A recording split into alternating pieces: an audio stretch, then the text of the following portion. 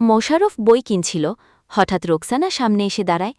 রোকসানা বইয়ের দাম জিজ্ঞেস করে, এই বইটা কত? মোশাররফ চমকে বলল, আপনি? এই বইটা তো ক্লাস 8-এর, আপনি পড়েন? রোকসানা বলল, না, ছোট ভাইয়ের জন্য। আপনি তো স্কুল শিক্ষক, তাই না?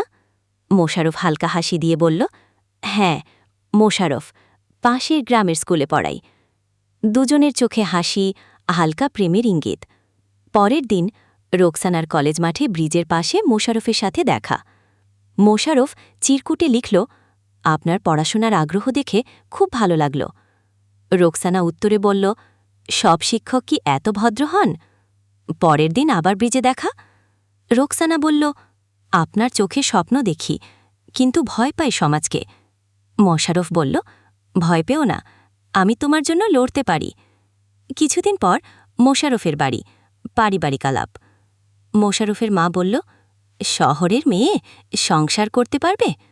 রোকসানা মাথা নিচু করে বলল, আমি শুধু মোশাররফকে ভালোবাসি, আর ভালোবাসা সব শিখিয়ে দেয়। তারপর থেকে শুরু হয় মোশাররফ আর রোকসানার নতুন জীবন।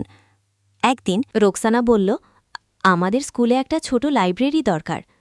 মোশাররফ বলল, তুমি চাইলে পাহাড়ও টেনে আনব। তারা বই সংগ্রহ করতে লাগল, পুরনো বেঞ্চ পরিষ্কার করে একটা লাইব্রেরি তৈরি করল। হঠাৎ একদিন মোশাররফ অসুস্থ। রোকসানা তাকে হাসপাতালে নিয়ে আসলো। রোকসানা কান্নাজড়িত স্বরে বলল, তুমি কেমন করে হাল ছাড়ো? তুমি আমার আলো। মোশাররফ বলল, তুমি চিন্তা করো না, সব কিছু ঠিক হয়ে যাবে, আবার আগের মতো। দর্শক এবং শ্রোতা বন্ধুরা, আজ এখানেই শেষ। মোশাররফ আর রোকসানার জীবনের পরের কাহিনী জানতে চাইলে অবশ্যই কমেন্ট করে পার্ট 2 লিখুন, আর চ্যানেলটি সাবস্ক্রাইব করে বেল আইকনটি বাজিয়ে দিন। আপনাদের ভালোবাসা পেলে আমরা আবারও ফিরে আসব নতুন এক অধ্যায় নিয়ে।